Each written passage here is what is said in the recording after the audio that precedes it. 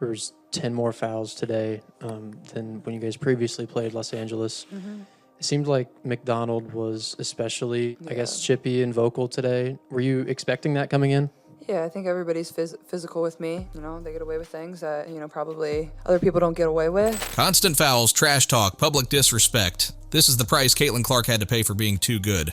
She broke every record, filled arenas that were empty for years, brought millions of fans who never cared about the WNBA before. You'd think the league would protect her, right?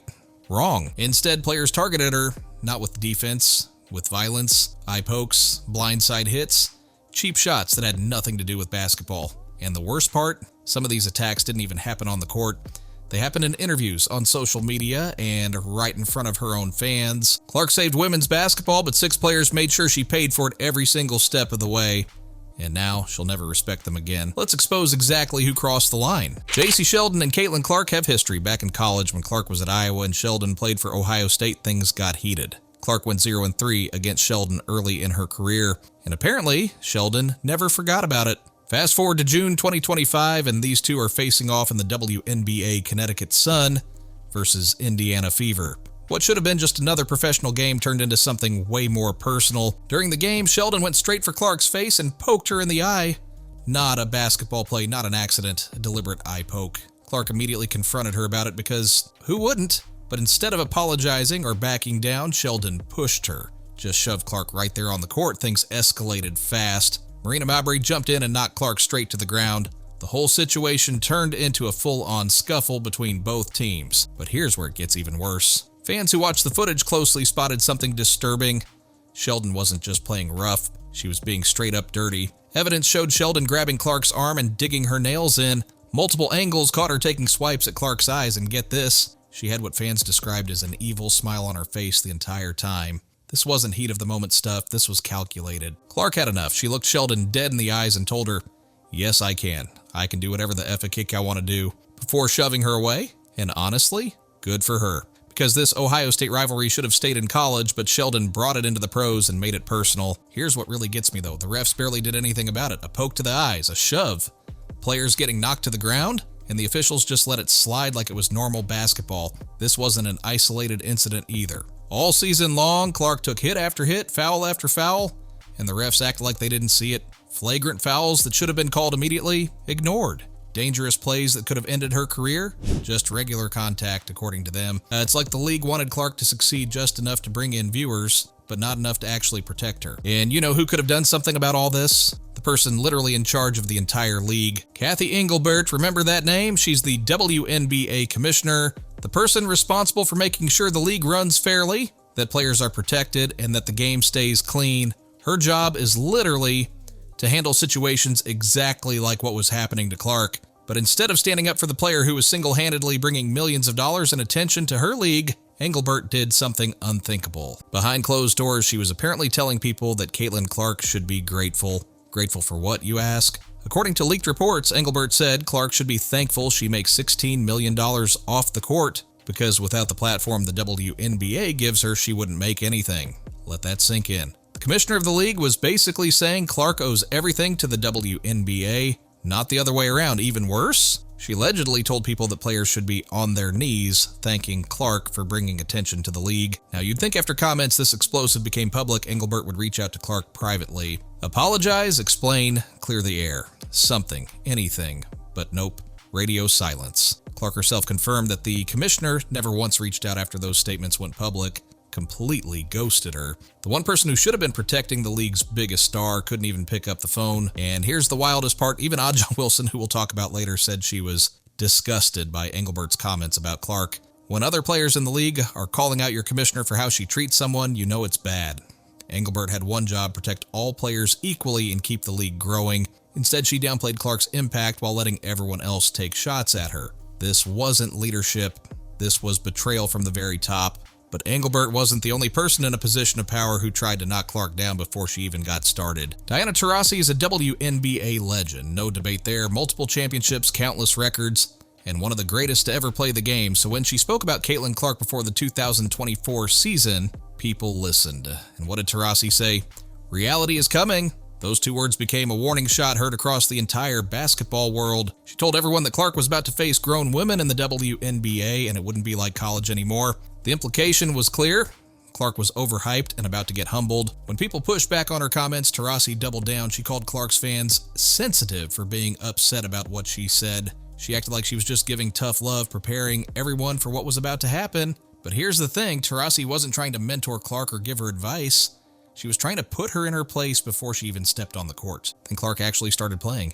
And she didn't just do well, she dominated. Rookie of the Year, breaking records left and right, leading her team to the playoffs, selling out every arena she played in. Everything Taurasi said would be hard for her, Clark made it look easy. The reality Taurasi warned about never came.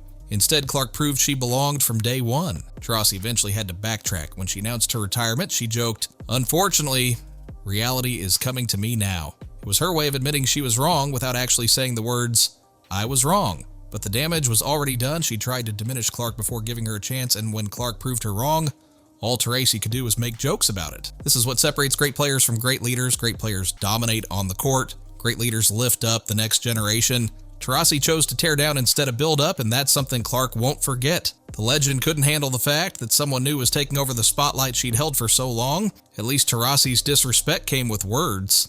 The next player took things way more physical. June 2024, Indiana Fever versus Chicago Sky. Caitlin Clark is bringing the ball up the court, not even looking at Chennedy Carter, and then it happens. Carter comes out of nowhere and body checks Clark so hard that she goes flying to the ground. This wasn't a normal foul. This wasn't even a hard foul. This was a full-on hockey check in the middle of a basketball game. Clark had no idea it was coming. Blindsided, knocked flat. The whole arena went silent for a second. Fans couldn't believe what they just saw. Clark's teammates rushed over to help her up, and everyone expected Carter to at least show some sort of acknowledgement that maybe, just maybe, she went too far. But Carter, she walked away like nothing happened. No apology, no concern, nothing. After the game, reporters asked Carter about the play. Her response? "I ain't answering no Caitlin Clark questions." Just like that. She refused to even talk about it, but that wasn't enough for her. She took to social media and started questioning whether Clark was even good at anything other than shooting three-pointers.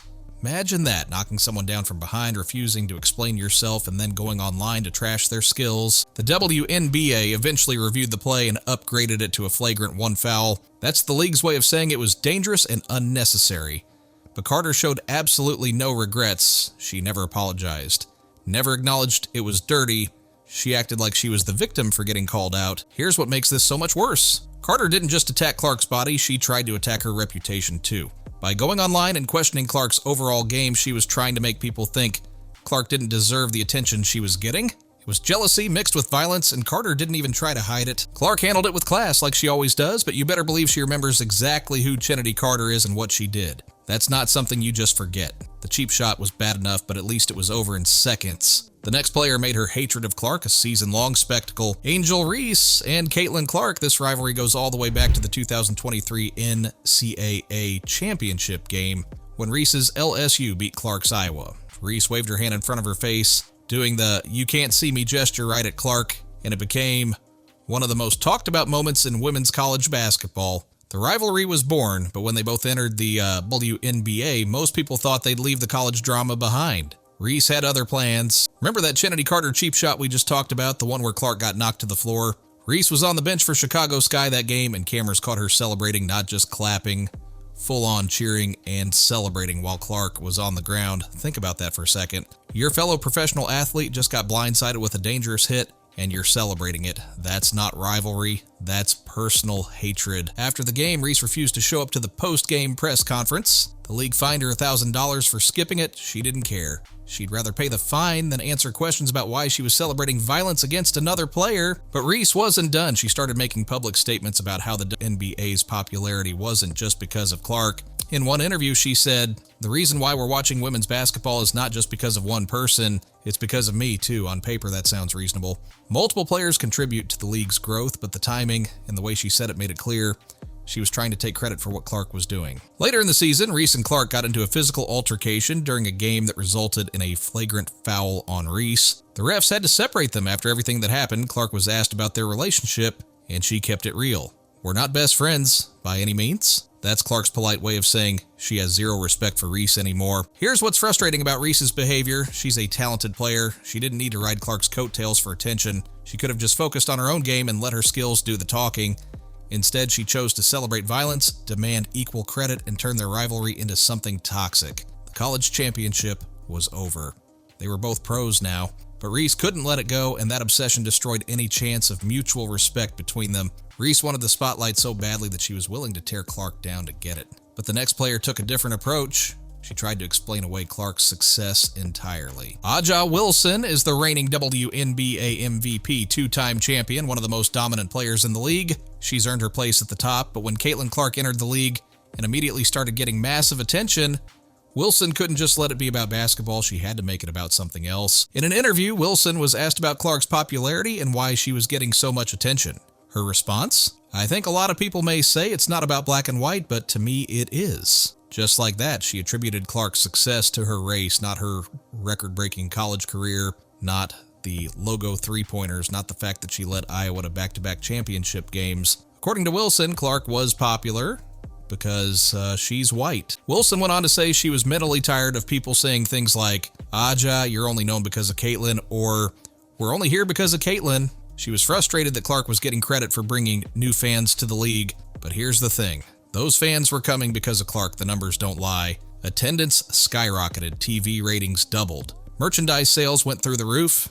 Clark was the reason for that surge, and it had nothing to do with her skin color. Wilson later claimed that black women in the WNBA are swept underneath the rug no matter how hard they work, but she said this while being the league MVP, while having championship rings, while being one of the highest paid players in the WNBA. If that's being swept under the rug, then what does success look like? The frustrating part about Wilson's comments is that they dismiss Clark's actual talent. Clark didn't become the most popular player in women's basketball because of some advantage. She became popular because she's incredibly skilled, entertaining to watch, and brought a new style of play to the game. Reducing that to race completely ignores everything she accomplished. Wilson could have celebrated the fact that women's basketball was finally getting mainstream attention. She could have worked alongside Clark to keep growing the league. Instead, she chose to divide. She made it about race when it should have been about talent, and that's why Clark will never look at Wilson the same way again. At least Wilson's disrespect stayed mostly in interviews. The last player on this list took her pettiness directly to Clark's fans. Kelsey Plum is an all-star guard for the Las Vegas Aces. She's been in the league for years and has accomplished a lot, but when Caitlin Clark entered the WNBA and brought millions of new fans with her, Plum couldn't handle it, and she made that very clear in one of the pettiest moves you'll ever see from a professional athlete. A fan approached Plum wearing Caitlin Clark gear. This fan was excited, probably just wanted to meet a WNBA player and enjoy the moment. Instead of being welcoming or even just polite, Plum handed the fan a Las Vegas Sparks t-shirt and said, "To better." Let that sink in. She saw a Clark fan and decided to publicly dismiss them by telling them to support someone else, someone better. This wasn't trash talk between players on the court. This wasn't competitive banter.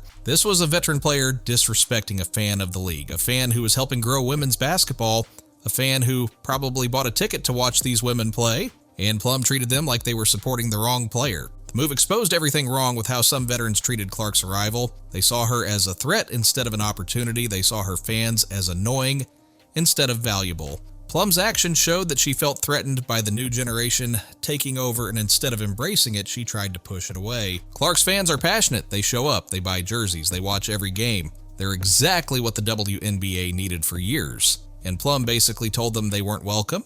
That kind of pettiness doesn't just hurt Clark, it hurts the entire league. Years from now, people will remember Clark as the one who changed women's basketball forever. And these six, they'll be remembered as the ones who couldn't accept it. Who do you think crossed the line the most? Drop your answer in the comments.